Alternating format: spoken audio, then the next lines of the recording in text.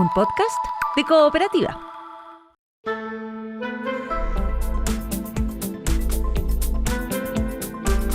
Hola Santiago, hola Chile, hola al mundo que nos sigue a través de cooperativa.cl. Este primer café de hoy, jueves 23 de abril, lo compartimos con economistas. Álvaro García, exministro de Economía; Macarena García, economista senior de Libertad y Desarrollo; con Rodrigo Echecopar, investigador de Rumbo Colectivo, Centro de Pensamiento de la Izquierda; Gabriela Clivio, académica de la Universidad Católica. Con ellos y con ellas entonces conversamos y compartimos el primer café económico de hoy.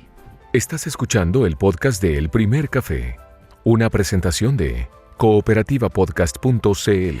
Hola, ¿cómo están? Muy buenos días. Bueno, venimos hablando, como siempre lo digo hace rato ya, de este proyecto de reconstrucción nacional. Ayer finalmente entró a la Cámara, ya primero en la Comisión de Hacienda, la Cámara de Diputados.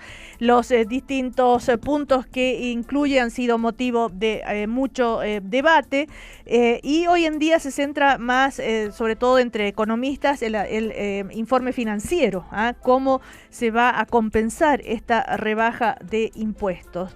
A ver, hay muchas cifras, los cálculos que se hacen, ¿no es cierto? Es que recién en el 2035 se compensaría estos menores ingresos por la baja de impuestos, sin considerar los recortes que dice el ministro de Hacienda que se van a realizar y que eso, por supuesto, va a generar que el déficit sea menor, que los ingresos no sean tan pocos.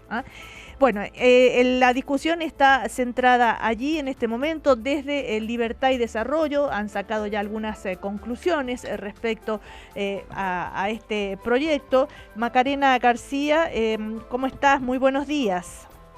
Buenos días.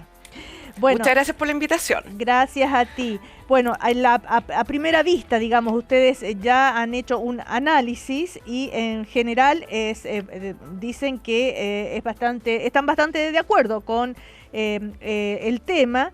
Debe analizarse en conjunto, dijo, esta iniciativa con otras medidas que el gobierno está implementando, como la revisión programada, cuyos impactos son limitados o bien han quedado obsoletos. Ese es uno de los puntos que ustedes hacen, ¿no es cierto?, en este documento. A ver, Macarena, ¿dónde los pros y los contras?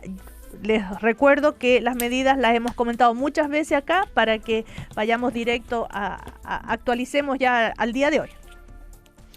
A ver, primero hay que entender que el modelo o donde estábamos, digamos, no podíamos seguir por el mismo camino, sino que había que cambiar, algo había que hacer, partamos por ahí.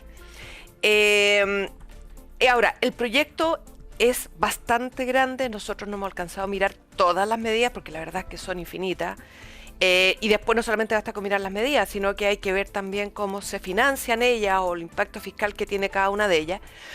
Pero hay que entender también que este proyecto, que es deficitario, que es un tema cierto relevante en términos de las cuentas fiscales, claramente es muy importante, no solamente lo que contiene, sino que también cómo se va a financiar, es deficitario en los primeros años. Así es. Y después empieza a ser superavitario.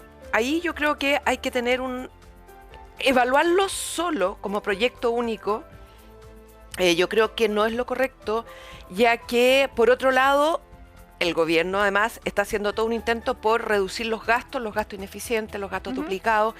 Por lo tanto, yo creo que hay que mirar, lo que a mí me gustaría ver es este proyecto montado sobre ya el escenario fiscal de este año, con la reducción de los 3.000, 4.000 millones que ha propuesto el gobierno y así hacia adelante, porque yo supongo esto no se arregla con recortar o eficientar el gasto un año, sino que verlo en la proyección macro de qué es lo que van a hacer con el gasto y cómo sobre el gasto de base montan este proyecto para ver ahí como un todo si efectivamente sigue siendo deficitario o no. Ahora, yo creo que hay que ver, hay partidas, hay medidas que son grandes, claramente que son las que más van a tener atención, pero yo creo que hay bastante discusión política y lo que sería interesante ahí es ver más bien la parte técnica. Claro. De efectivamente, sí, qué hacemos con el empleo, qué hacemos con las empresas. Hay medidas que al final del día es bien extraño, porque siendo que hace un tiempo atrás eran acordadas transversalmente, por ejemplo, reducir el impuesto a las empresas. De hecho, la proyección, el proyecto pasado ya lo tenía, hoy día vuelven en discusión. Entonces yo creo que, para cerrar un poco, hay que verlo esto en un contexto más agregado para entender el impacto total en las finanzas fiscales. Bueno, esa es la idea, ¿no? Yo creo que ya hay suficiente información como para tener una más en contexto, como dices tú, Macarena. Ahora, pero falta, o sea, hay más contexto, pero falta algo muy importante, y es ver efectivamente, bueno, ¿y qué pasa con el resto del gasto? Porque yo sé que es cierto que varios dicen que hay que compensar los menores impuestos. No lo tengo tan claro. Cuando uno ve, por ejemplo, que las municipalidades se exceden en los gastos de celebraciones, del nivel en que lo hacen, yo no tengo tan claro que todo el gasto sea tan eficiente hoy día. Entonces, primero hay que ver el gasto total, cómo lo está eficientando el Estado, lo está evitando que haya desperdicio de gasto, y después veamos si hay en ese todo, que falta la parte más importante, pues si esto es un pedazo nomás del gasto, falta el resto del gasto para saber si efectivamente al final del día el gobierno va a ser capaz de reducir el déficit estructural hacia final de su periodo. A ver, ¿qué dijo el ministro de Hacienda ayer justamente? Que están muy tranquilos, que hay un informe financiero, que los pequeños déficits que se producen están muchísimo más que compensados por lo que son los esfuerzos fiscales, justamente como dices tú, Macarena, que están haciendo, y que es mito que toda baja de impuestos tiene que ser compensada con un alza de impuestos. Y es un mito que supone que todo el gasto público está perfecto. Entonces, esa es la lógica que tú estás planteando también, Macarena. A ver, sí. Álvaro García, buen día, ¿cómo está? Recordemos que Álvaro García fue ministro de Economía hasta en el gobierno, en el último periodo, etapa del gobierno de Gabriel Boric, y se habla mucho desde el punto de vista político, como decía Macarena, Álvaro, de que por qué ahora se oponen a que se baje el impuesto corporativo cuando antes sí estaban de acuerdo.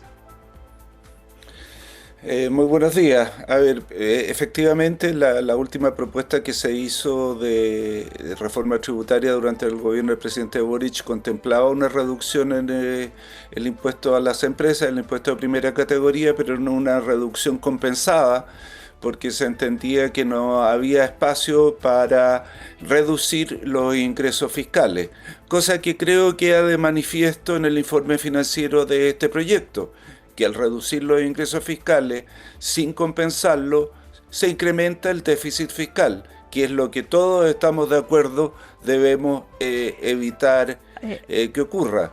Y se aumenta el déficit fiscal con supuestos bastante optimistas respecto de los incrementos en el ingreso fiscal que va a producir este proyecto.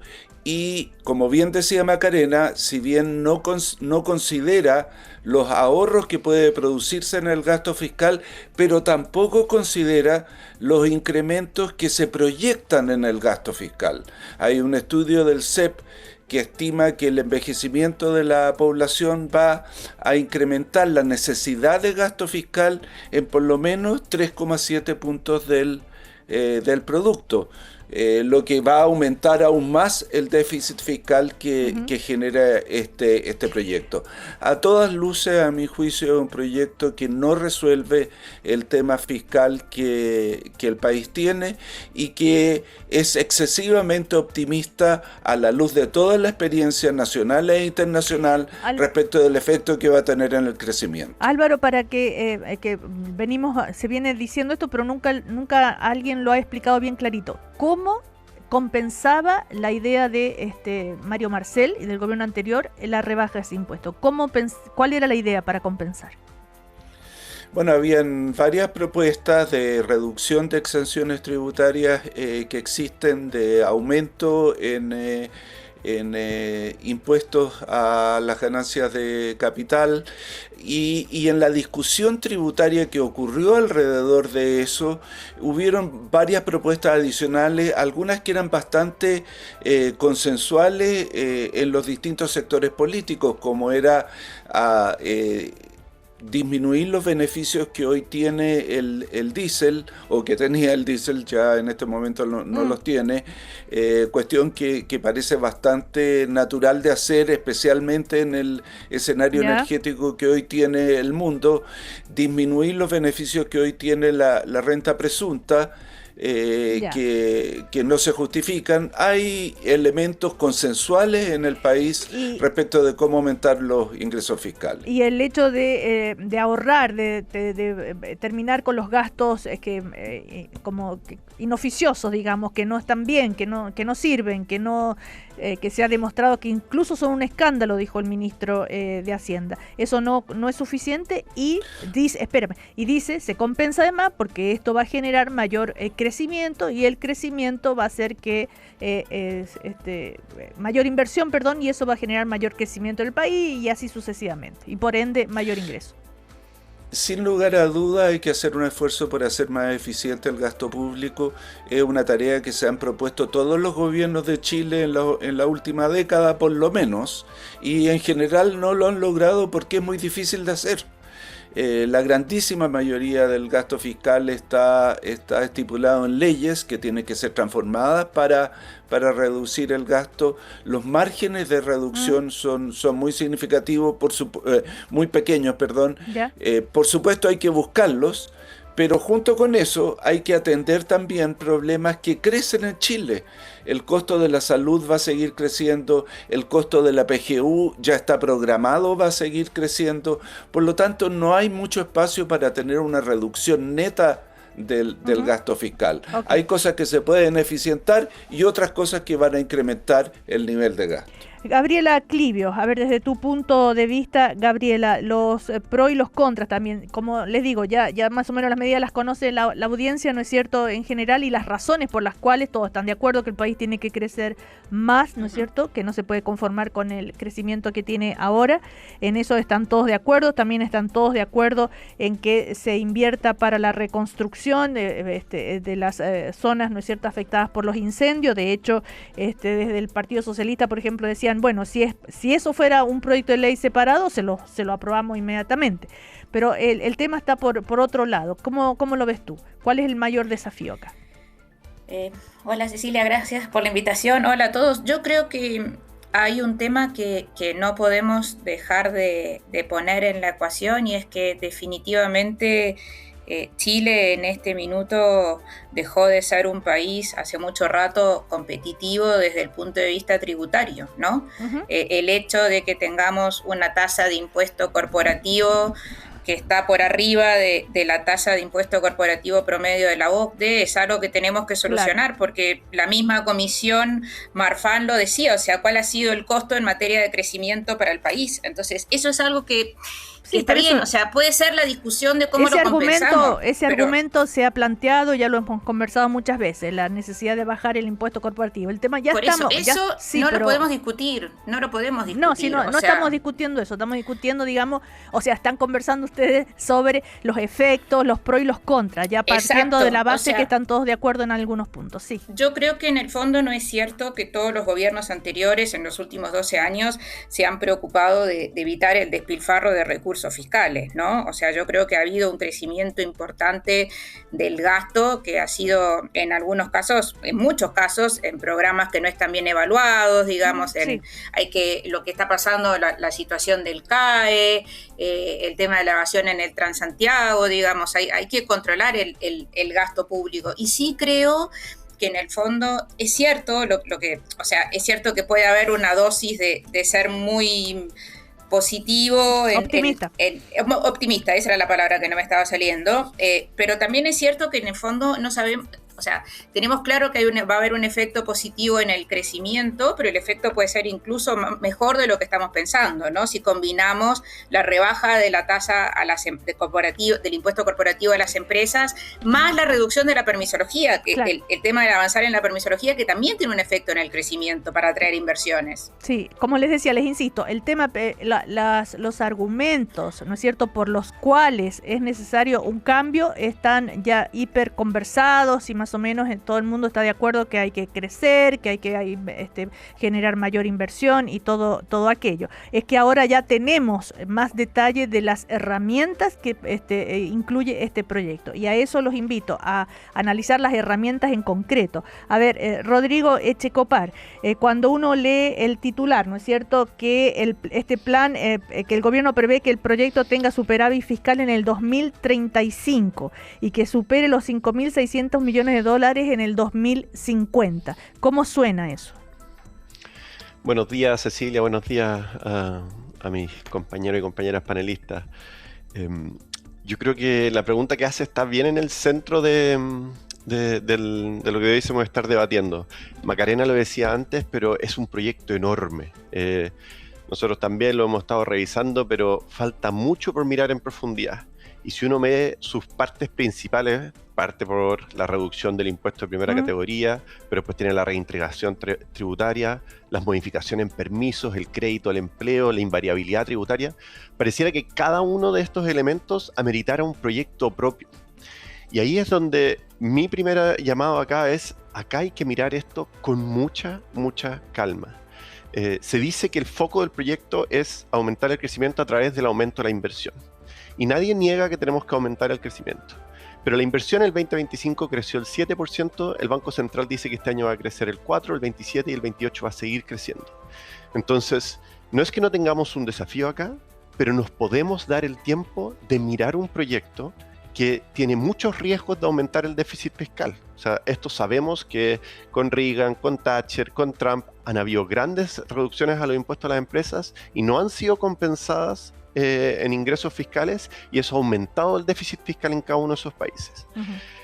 Esto va a dejar un amarre tributario por 25 años. O sea, estamos hablando de un cuarto de siglo. Se dice que hasta 25 años, ¿no? Podría ser menos en algunos casos. Sí. En la discusión legislativa podría ser, pero es un amarre que va a tener un impacto de largo plazo, y aquí hay que mirar, desde mi impresión, con mucha detención esto por el Consejo Fiscal Autónomo, por universidades, por el Banco Central, por economistas, porque acá hay muchos elementos que hay que entender en mayor profundidad.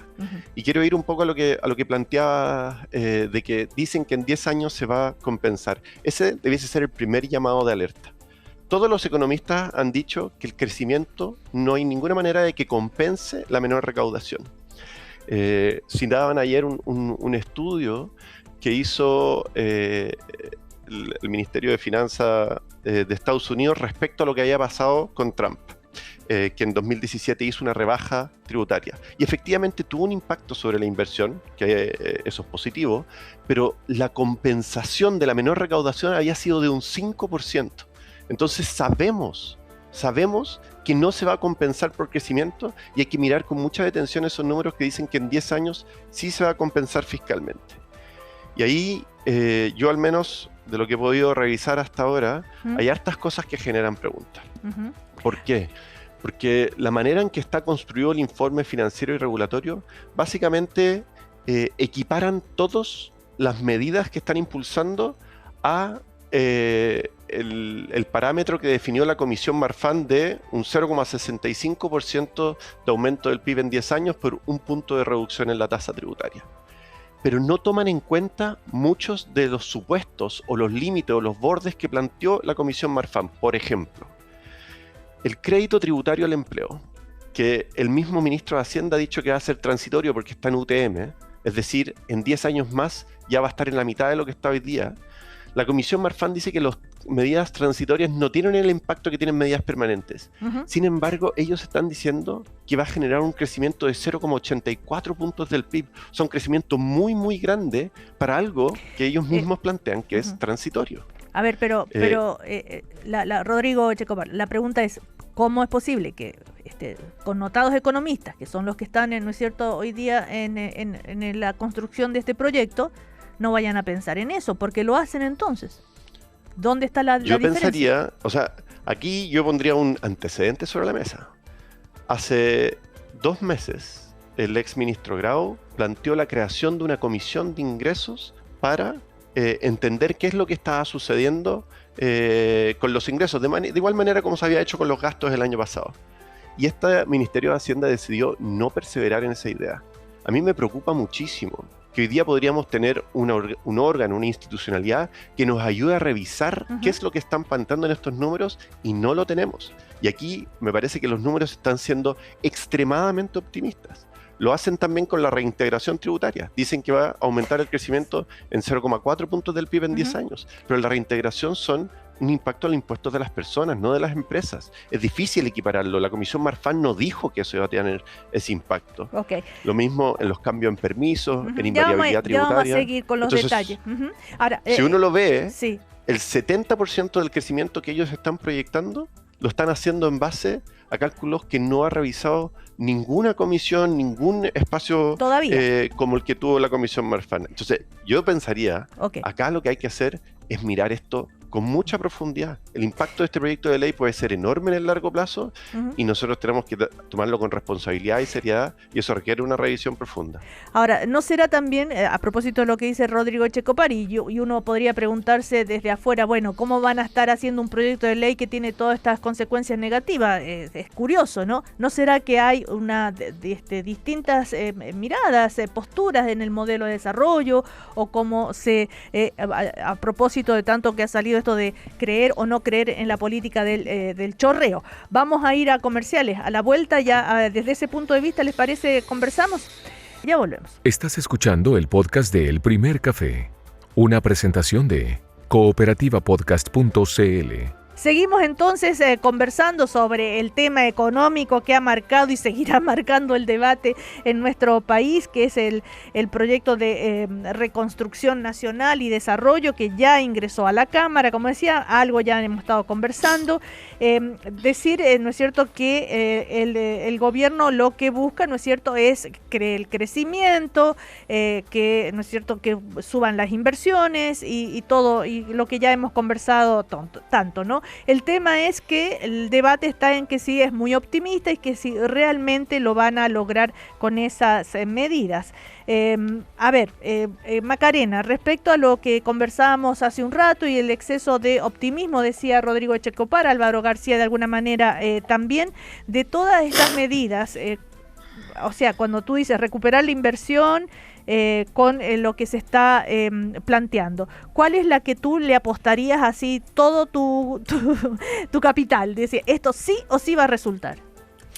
Lo que pasa es que no arriesgaría mi capital por ninguna cosa asociada a un proyecto de ley en todo caso, pero lo que pasa es que yo creo que el proyecto hay que entenderlo no una medida aislada. Yo entiendo que bajar solamente el impuesto a la renta no va a generar un impacto, va a generar un impacto al crecimiento de la inversión, pero no es sustancial.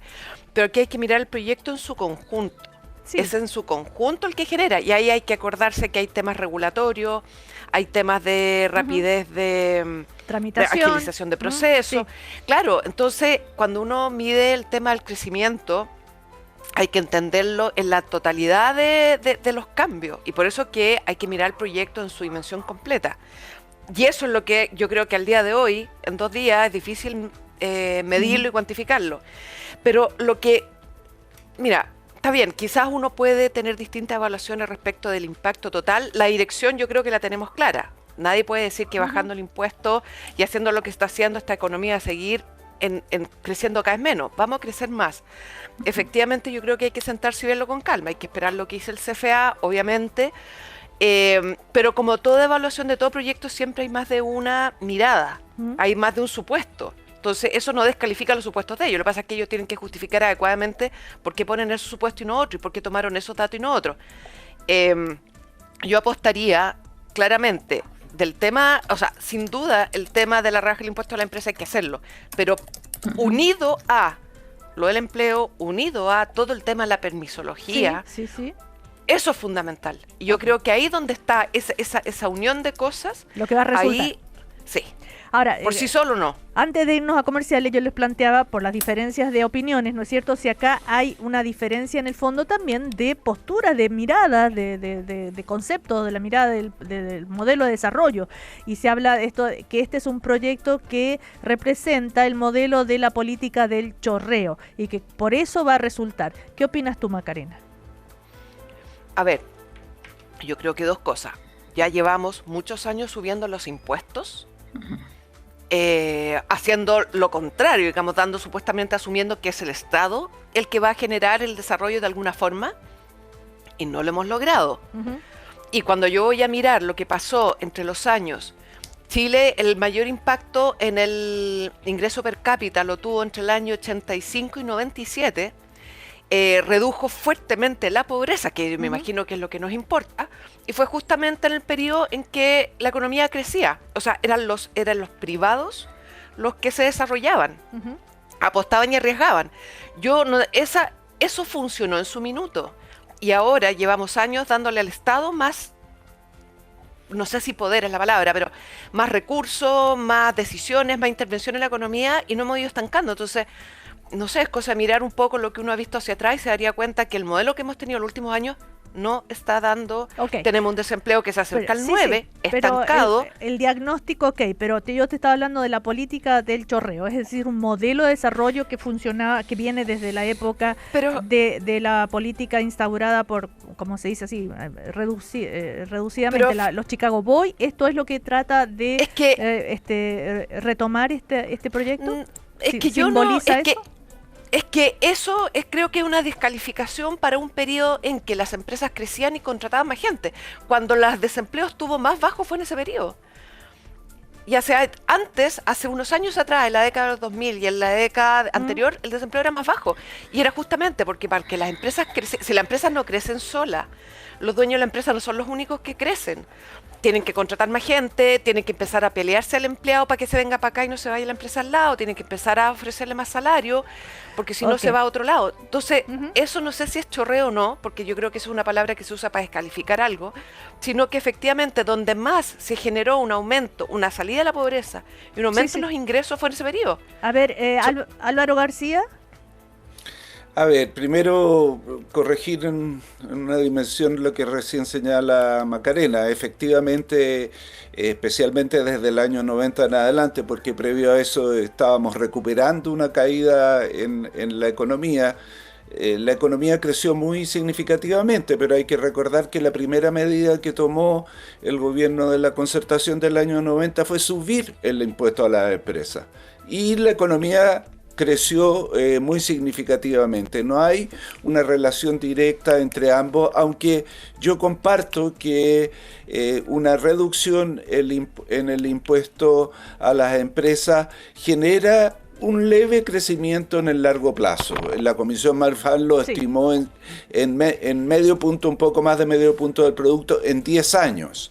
El grueso del crecimiento que proyecta esta propuesta no está realmente justificado. Suponen que el 75% va a provenir de reducción en los permisos, cosas que tienen un impacto en el crecimiento y que se hizo muy significativamente durante el gobierno anterior.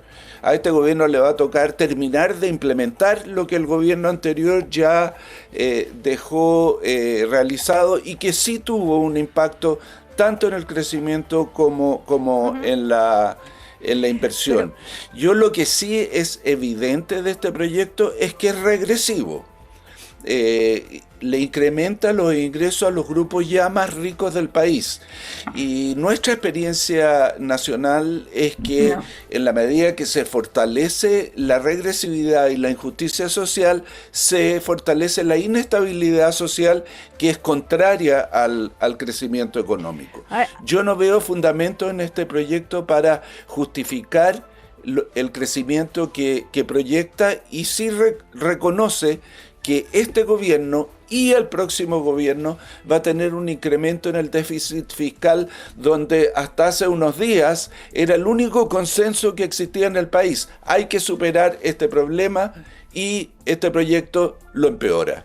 Pero esto de que ingresa este proyecto genera más recursos a los más ricos, no es por darle más recursos a los más ricos así como así, sino porque hay una convicción detrás que así se va a generar por la política del chorreo, que va a mejorar la situación de la gente. Eso hay algo de postura ideológica en el buen sentido de la palabra. Por supuesto, es un proyecto en ese sentido puramente ideológico, porque no tiene ningún fundamento empírico, como recién recordaba Rodrigo. Esto se ha hecho en muchas partes del mundo y en ninguna parte ha resultado. Por lo tanto, es una ideología que cree que en la medida que cuidemos a los ricos, como lo dijo Pinochet, la economía se va a expandir. No resultó en Chile, no resultó en Inglaterra, no resultó en Estados Unidos, no va a resultar en esta ocasión tampoco. Ahora, el ministro de Hacienda dijo que por qué tan optimista, con tanta esperanza, sacar el país adelante, recuperar el pleno empleo, dicen ellos, ¿no? Porque para nosotros, dijo el ministro, la mejor política social, y ojalá algún día sea la única política social, es el pleno empleo. Ese concepto, ¿ustedes lo comparten, Gabriela? Y sí, la verdad que sí. O sea, lo mejor que puede pasar es que dejemos esto. La única política social es no te digo que es la única. No es te que digo eso que dijo es la el única. ministro, por eso te pregunto. O sea, no te digo que es la única política social, digamos, pero ojalá volvamos a una situación en la cual no tengamos un desempleo en los niveles que tenemos hoy en día, ¿no, verdad? O sea, nosotros todavía faltan cerca de 300.000 empleos por recuperar de antes de la pandemia. O sea, llevamos 34 trimestres con un desempleo por sobre el 8%. Entonces, a mí me parece que sí, digamos, que buscar una reducción de la tasa de desempleo, quizás que se acerque al 6%, claro. 38%, o sea, lo veo difícil, digamos, pero no estar por sobre la cifra que estamos hoy en día. O sea, me parece que aspirar a una disminución de la informalidad, primero, que tenemos en la economía, que es importante, y que también es un gran problema para la recaudación, la gran informalidad que tenemos, digo, y el tema de que queramos disminuir Gabriela, desempleo. Pero eso es obvio, ¿no? Todo el mundo quiere disminuir el desempleo y la informalidad. Si el tema es lo que se está debatiendo es, como insisto, la herramienta y el concepto más ideológico detrás de esto, en el buen sentido de la palabra, digo la palabra ideológico, legítimo, si esto es, por ejemplo, es volver a una política más neoliberal. No, yo creo que en el fondo es ser más sensatos y adoptar lo que efectivamente en Chile ya funcionó. O sea, yo no creo que el rebajar el impuesto corporativo sea una medida regresiva y solo favorezca a los ricos. O sea, yo encuentro que eso es una caricatura de un programa económico que hay atrás. O sea, una economía que vuelve a crecer al 4% es una mejora del ingreso real para todos y está correlacionado con una disminución del desempleo. Y me parece que eso está lejos de beneficiar solamente a los ricos. Me parece que eso beneficia a toda la sociedad. Y en la medida que el Estado puede recaudar más a través de un mayor crecimiento, podrá financiar mejor sus programas sociales sin incurrir en los desequilibrios que tenemos hoy en día. Claro, ahí está entonces un modelo en el cual unos creen y otros creen en otro modelo. A ver, Rodrigo Echecopar, tú ves acá... Pero los hechos a mí me demuestran que antes del 2014, con una tasa de impositiva menor, crecíamos mucho más y el ingreso per cápita subía. Okay. Y la tasa de desempleo era menor. Rodrigo Echecopar, ¿cómo ves tú desde el punto de vista ideológico? ¿Tú compartes eso de que de quienes dicen, esto es el regreso a una política neoliberal, a la política del chorreo, etcétera, etcétera, o es una exageración? No, yo sí comparto ese punto. O sea, yo creo que acá hay cosas que son ideológicas y hay cosas que son evidencia y que podemos que no caben en la subjetividad y que son objetivas. Ahí simplemente para mencionar respecto a lo que decía Gabriela, este proyecto bajo la definición de regresivo es evidentemente regresivo. ¿Por qué? Porque cambia la estructura de quién paga los tributos de manera de que quienes tienen más paguen menos. Puede tener impacto sobre el crecimiento, eso podemos discutirlo, pero por la descripción, por la definición de regresivo, esto al 0,01% más rico le va a significar ahorros de 650 millones de pesos al año, al 1% más rico de 10 millones de pesos al año. Eso es regresivo. Ahora, respecto a la parte ideológica, yo creo que evidentemente tiene una componente ideológica y podemos discutirlo, pero no quita que lo tenga. O sea, que esto sea la única política social, ¿qué significa? ¿Qué pasa con la PGU? ¿Qué pasa con la gratuidad, el subsidio a la vivienda? Hay una mirada de largo plazo que busca retroceder respecto a esos beneficios. Y yo no comparto que la reducción de impuestos sea la única forma de crecer. O sea, la época de oro del mismo capitalismo fue después de la Segunda Guerra Mundial, en donde las tasas impositivas eran de alrededor del 50% en algunos países del norte global, y que tuvieron tasas de crecimiento muchísimo mayores de los que tenemos ahora. Entonces, simplemente buscar una correlación que diga antes del 2012 o del 2014 teníamos esta tasa impositiva y teníamos este nivel de crecimiento, creo que es una simplificación del debate. Rodrigo, Ahora, pero cuando te dicen que si se sigue haciendo lo que estaba haciendo el gobierno anterior, esto no, no solucionamos los problemas. Yo tengo una discusión con ese punto, porque el gobierno anterior impulsó dos de las reformas más relevantes en crecimiento de la última década. La primera fue la reforma al sistema de permisos, ¿cierto? Y esto lo reconoció ayer Pablo Giguren, que es el nuevo como encargado de los permisos del gobierno actual. Dice, el impacto para las inversiones es más importante los permisos sectoriales que los medioambientales. Y eso es precisamente la reforma que hizo el gobierno del presidente Boric. Y eso tuvo un impacto en que en todos los años se creció por sobre las expectativas del mercado al comienzo de cada uno de los años. Ahora evidentemente tenemos que avanzar hacia mayor crecimiento, pero las propuestas que ponen sobre la mesa creo que no se condicen necesariamente con lo que necesita el mercado o el país para crecer. Por ejemplo, plantean esta idea de la invariabilidad tributaria por 25 años, que desde mi perspectiva es la verdadera ley de amarre, porque lo que se planteaba, no sé si se recuerdan el debate en el reajuste, esta idea de una ley de amarre para amarrar a los funcionarios públicos, eso quedaba en una ley y cualquier ley lo podía modificar. La invariabilidad tributaria se convierte en contratos que durante 25 años ningún Congreso va a poder modificar. Entonces nos estamos acercando a decisiones que van a tener un impacto de larguísimo plazo en nuestro país, y eso no necesariamente va a tener un impacto en crecimiento. Entonces yo creo que vamos a tener diferencias en este panel sobre cuál es el mejor mecanismo para el crecimiento, podemos encontrar acuerdos también, pero mi impresión es que el acuerdo que deberíamos tener todos es que esto hay que mirarlo con cuidado. Macarena decía, en 2 días es difícil cuantificarlo, y tiene toda la razón. La Comisión Marfan, que tenía a los más destacados economistas de este país, con una secretaría técnica detrás, se demoró 3 meses en analizar más o menos los impactos de la ley de permisos y la rebaja tributaria en este contexto. Acá tenemos un proyecto de ley mucho más ambicioso en las materias que está abordando y que no ha tenido la posibilidad de ser estudiado en profundidad.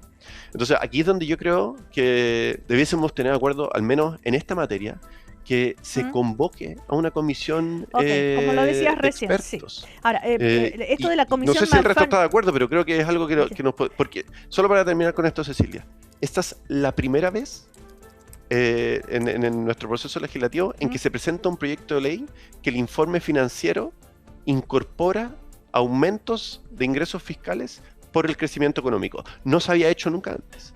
No se hizo cuando se presentó la reforma de pensiones, no se hizo cuando se presentó el proyecto de Sala Cuna, no se hizo cuando se presentó la reforma de permisos. Por primera vez se está incorporando en el informe financiero ingresos que vendrán por producto del crecimiento. Es decir, tenemos que ser aún más cuidadosos con esos análisis y esos cálculos. Entonces a mí me parece que esta idea de legislar a mata caballo, corriendo cuando esto va a tener un impacto de tan largo plazo, es un error y que puede terminar pagando muy caro el país. O sea, efectivamente el ministro de Hacienda dice que para él lo ideal sería que esto ya estuviera oleado y sacramentado, ¿no es cierto?, aprobada la reforma máximo en julio, ¿no?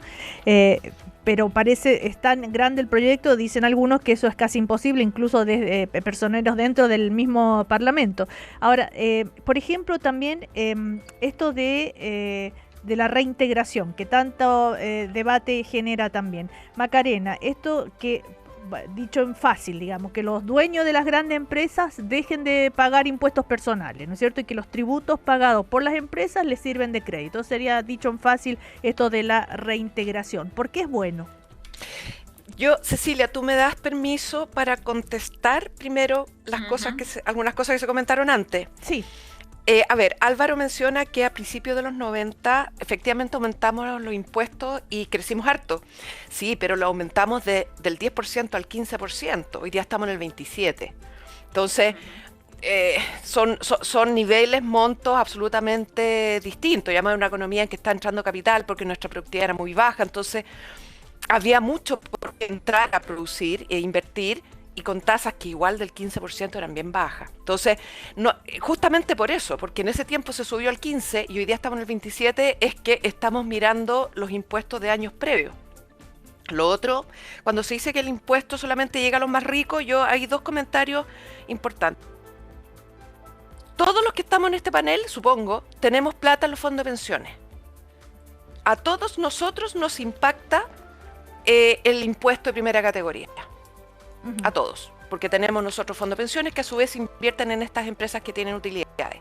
Entonces, no es esto pensar que solamente le impacta a uno, nos impacta a todos. Ese es un tema. Y segundo, cuando uno va a ver las empresas, que a todo esto cuesta mucho conseguirse la información y la pudimos conseguir a través de ley de transparencia, pero cuando uno va a ver qué empresas están hoy día pagando el 27%, no es el 1% más rico de las empresas ni el 2%, que son las empresas grandes, sino que está siendo casi el 10%. Hay 114.000 empresas que pagan el 27% porque están en el semi-integrado. Quedaron ahí por distintos motivos. Y resulta que las empresas grandes son solamente entre 25.000 y 30.000. O sea, hay 114. Hay muchas empresas que quedaron mal ubicadas, por el motivo que sea. Hay 800.000 que están en el ProPyme general, que tienen que pagar en un periodo de tiempo para que después les devuelvan en abril del año siguiente. Entonces, hay un tema, no están solamente las grandes empresas pagando 27, hay mucha mediana y pequeña que quedó pagando 27. Entonces, por eso que esto es bastante más complejo que lo que se está mencionando. Por otro lado, Rodrigo decía sí, que efectivamente se creció más, que hemos superado las expectativas de mercado de crecimiento. Sí, la expectativa, y la verdad es que lo voy a decir aquí y lo voy a negar en cualquier parte, pero todos hacemos alguna vez una proyección y nos equivocamos medio. Y eso me incluye a mí también. Pero más que si crecemos más que lo que espera el mercado o menos que lo que espera el mercado, al final estamos creciendo entre 2 y 2,5. Si ese es el problema, no es si le achuntamos a la proyección o no. Y no podemos seguir creciendo al 2 y 2,5. Bueno, tenemos que ir a comerciales, volvemos, seguimos entonces. Perdón, último detalle. Y respecto... ¿Sí? Ay, se corta, ¿no? Se corta la comunicación, Macarena. Sí, Mejora la vuelta comercial. Así lo mejoramos. Ya, vamos a comerciales, seguimos. Estás escuchando el podcast de El Primer Café, una presentación de cooperativapodcast.cl. Último bloque de nuestro primer café de hoy con economistas. Estamos con Gabriela Clivio, Rodrigo Echecopar, Macarena García, Álvaro García. Obviamente están, ¿no es cierto?, intercambiando opiniones sobre el proyecto que ya ha ingresado a la Cámara de Diputados del Gobierno, este mega proyecto. Macarena García, antes de irnos a comerciales, tú que estabas justamente respondiéndole a Álvaro García sobre sus opiniones respecto de cómo se había crecido en el 90 y cómo se había aumentado los impuestos. Tú dijiste de 10 a 15% solamente y otros argumentos más y quedaste con la palabra. Cierra la idea, Macarena. Sí, no, es que había respecto de la invariabilidad tributaria, hay que, como yo lo veo por lo menos, que en el fondo esté pensada para proyectos grandes, no para todos los proyectos, no para cualquier inversión. Por lo tanto, está pensado para proyectos que efectivamente, porque son solamente aquellos proyectos que son sobre 50 millones de dólares. Estamos hablando de proyectos mineros, estamos hablando de proyectos muy grandes, que justamente por ser de ese nivel y ese monto, ellos son de muy largo plazo, se demoran años en ponerse en marcha, se demoran años en empezar a producir y por lo tanto tener utilidades. No me parece que... me parece correcto pensar solo en aquellos proyectos que requieren mucha inversión, pero a la vez mucha seguridad también para ser atractivos. En el resto de los proyectos de más rápido, de construcción, de otras cosas, no, pues ahí no hay invariabilidad tributaria. Así que yo haría esa disclaimer, digamos, de que no es para todos los proyectos, solo para los grandes, que están pensando justamente, están pensados para largo plazo. Álvaro, no sé si quieres comentarle algo a lo que te decía Macarena. Sí, yo creo que es indudable que este proyecto es regresivo beneficia a las empresas más grandes, a los dueños de las empresas más grandes, a los dueños de casas que pagan contribuciones, que de nuevo es el 20% más rico de los chilenos. Y el único argumento que yo he escuchado de cómo le llega el beneficio al resto es porque las AFP invierten y supuestamente todos tenemos recursos en la AFP, pero eso no es efectivo. El 40% de la población activa en Chile no tiene depósitos en la AFP, y de los que tienen, el 35% tiene fondos cercanos a cero. Por lo tanto, más de la mitad de los chilenos no van a y por supuesto los más pobres no van a recibir ningún beneficio por esa vía. Y por último se destaca el efecto empleo que este proyecto va a tener, y el efecto empleo depende exclusivamente de supuestos no fundamentados del impacto sobre el crecimiento que va a tener. Lo que sí tenemos claro es que se elimina de manera permanente el subsidio a la capacitación que hoy existe y que todos estamos de acuerdo es un mal programa, pero de ahí a eliminarlo completamente significa que los trabajadores no van a poder acceder a recursos para la indispensable reconversión laboral que la revolución tecnológica está trayendo. Estás hablando del censo. Del censo, por supuesto. Entonces, no va a recibir beneficios más de la mitad de la población. No está contemplado en el proyecto el incremento en los recursos que se requiere para atender a esa población por la vía de la PGU, y se está inhibiendo a los trabajadores de que fortalezcan sus capacidades para concurrir a mejores empleos. Ahora, esto tiene un componente político importante, por supuesto, porque se va a discutir. En ese sentido, ¿cómo se imaginan esta discusión, Gabriela? Por lo que has escuchado, lo que has visto de parte de las oposiciones, o lo que acordó ayer el Partido de la Gente, que aclaró que el acuerdo es solo para la idea de legislar, no más allá, y que le prometen, lo dijo acá Franco Parisi ayer, es un acto de fe el que están haciendo, de que van a presentar un proyecto de ley, aparte de para el tema del IVA a los pañales, a los medicamentos y a los pañales. Sí, entonces ahí hay todo un tema político también. ¿Cuánto va a incidir esto, teniendo en cuenta que el oficialismo tiene mayoría en el Parlamento? Claro, por eso, o sea, a mí igual me llama mucho la atención, o sea, el hecho, por ejemplo, lo que estábamos comentando recién, que que mucha gente hoy en día no tiene recursos en sus fondos de pensiones. Eso es consecuencia de las malas políticas que se votaron en su minuto, digamos. Entonces, como que también tenemos que hacernos cargo de las decisiones que ha tomado cada uno y lo que se ha permitido en materia legislativa, ¿no? Una puerta que nunca tendría que haberse abierto, pero yo creo que en el fondo... Y que el Partido de la Gente, al menos por parte de Pamela Giles, está pensando en volver a pedir un retiro para las personas, para los migrantes. Retiro de pensión. Correcto, sí. Ya, correcto. Entonces, yo lo que creo es que igual, digo, en todas iniciativas que son tan comprensivas, digamos, que tienen tantas aristas, hay algún espacio para las negociaciones, digamos, para las concesiones en lo que se pueda llegar a algún acuerdo, algún matiz, digo, sobre todo en esto que está planteando, por ejemplo, el PDG. O sea, yo creo que nunca es bueno eliminar el IVA, que no creo que sea malo eliminar el IVA en los medicamentos, quiero decir, creo que para los sectores más vulnerables, creo que es mucho mejor hacerlo a través de un subsidio, el devolver el IVA, en lugar de eliminar el IVA para el medicamento. Así va a ser, a través de un subsidio, sí. Correcto. Entonces, me parece que en el fondo yo creo que dado la representación a nivel parlamentario que tiene el oficialismo versus la oposición, esperaría que se pueda avanzar en la votación, digamos, y sacar esta reforma adelante, digamos, y poder empezar a caminar en una senda de crecimiento que abandonamos hace mucho rato. O sea, yo creo que no hay que olvidar que hace mucho rato que el crecimiento no era como el leitmotiv o el norte que encaminaba la política económica en el país.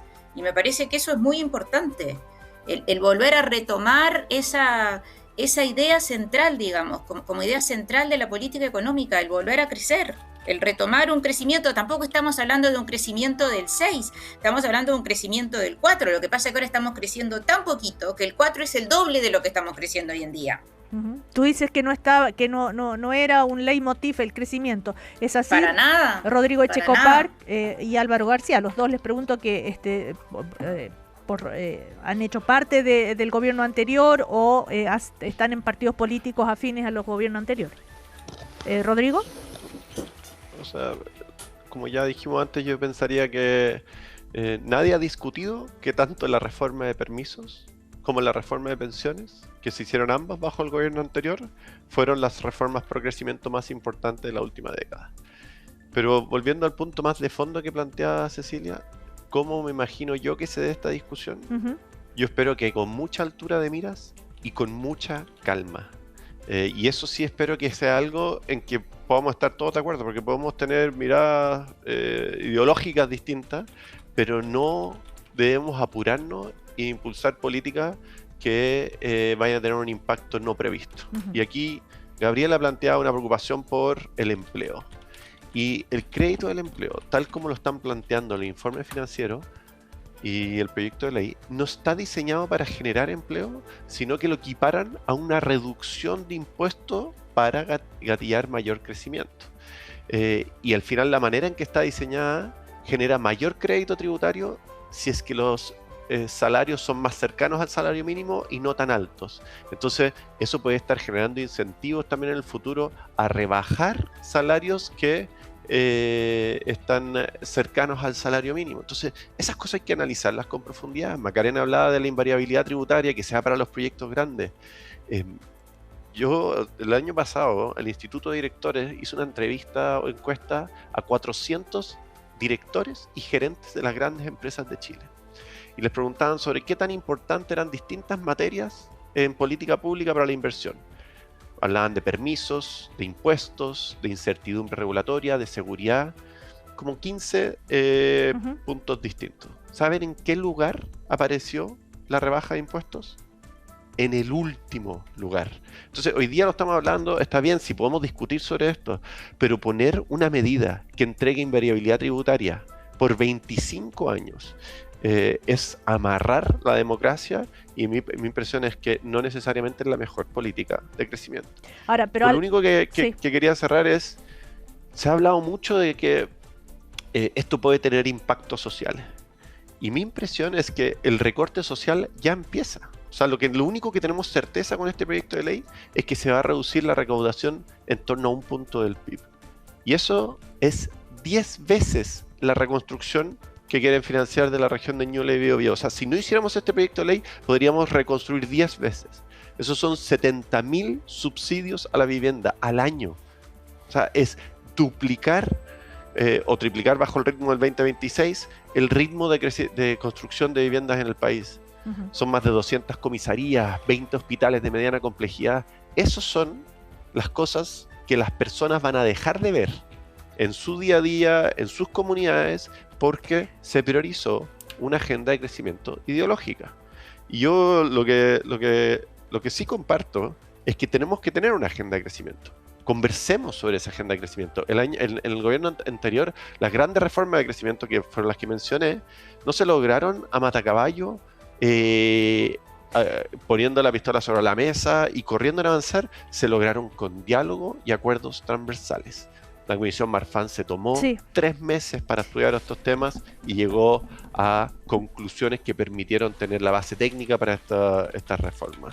Hablemos de esa lacuna, hablemos de la Agencia de Financiamiento y Desarrollo, hablemos también de permisos y cómo podemos seguir modernizando no solamente los permisos sectoriales, ¿tú crees sino que todo los eso no se va a medioambientales? hablar? ¿No ves el clima para que eso se dé? Por ejemplo, desde el Frente Amplio, tú haces parte del Frente Amplio, desde la actitud que han tenido hasta ahora, ves, bueno, decía el senador Diego Ibáñez esta mañana en el Diario Cooperativa, confirmaba que efectivamente el lunes se van a reunir con el gobierno, ¿no es cierto? Pero ya habló de que esto era un proyecto tipo Frankenstein, que es ultra ideológica en materia económica, esta mega reforma. O sea, a priori parece que no están muy dispuestos a ceder, ¿o sí? ¿Qué crees tú? Es que si la propuesta de crecimiento es reducción de los impuestos a los más ricos a través de la política o la teoría del chorreo, van a encontrar poca aceptación en algunos sectores.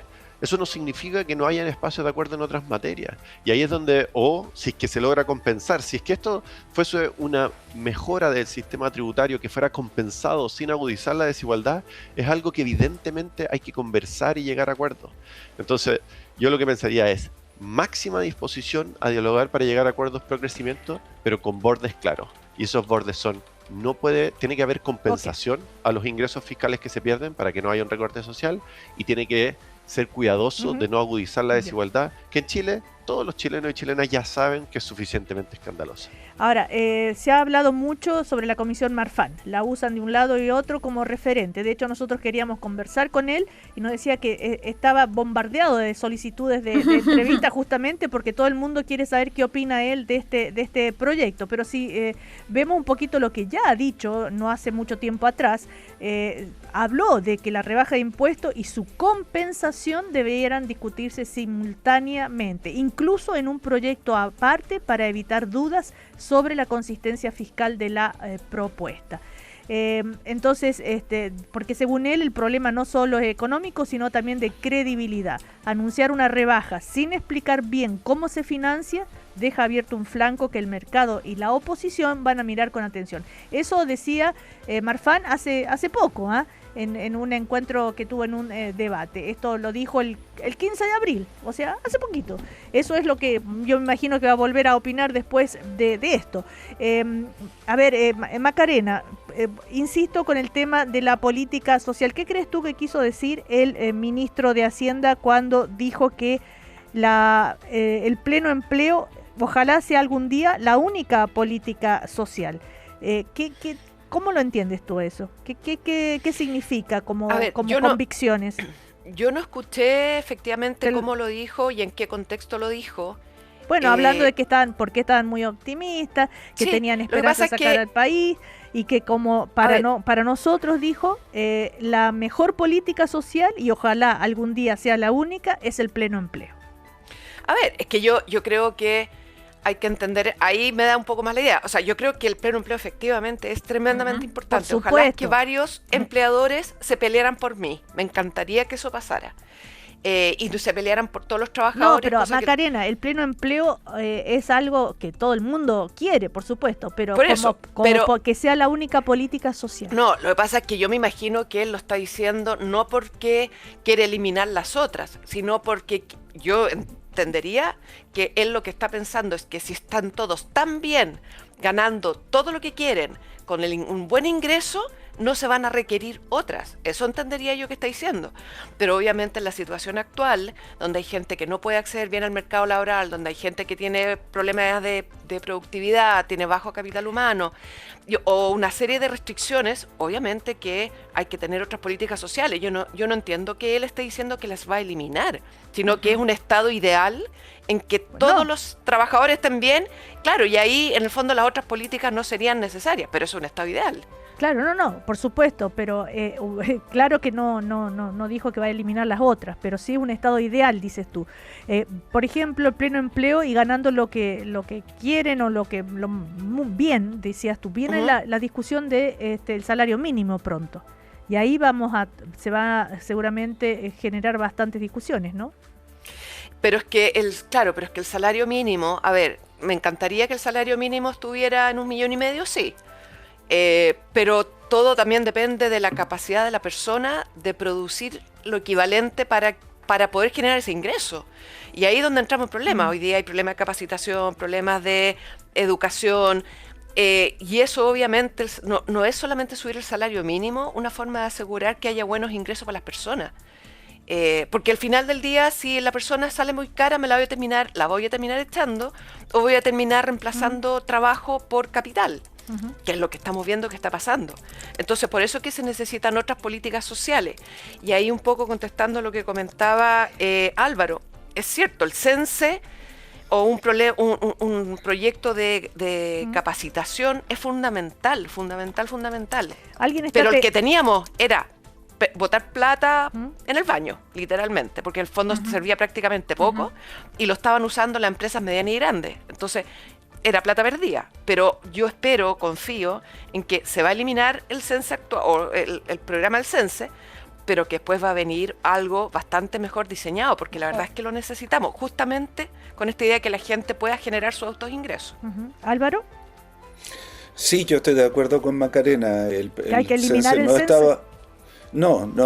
Que hay que modificarlo radicalmente porque no está funcionando bien. El problema es que este proyecto contempla su eliminación y lo convierte en un aporte permanente al fisco, por lo tanto no contempla recursos para crear un nuevo sistema de capacitación que sin lugar a dudas tiene un costo fiscal.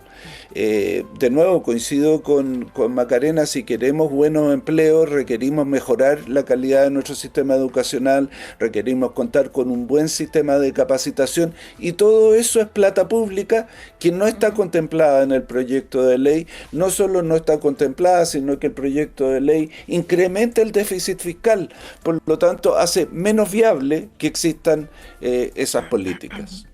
Bueno, de ahí la gravedad ¿sí? de dejar esto congelado por 25 años, porque tenemos evidentes desafíos públicos que van a requerir de recursos que hoy día no están siendo considerados.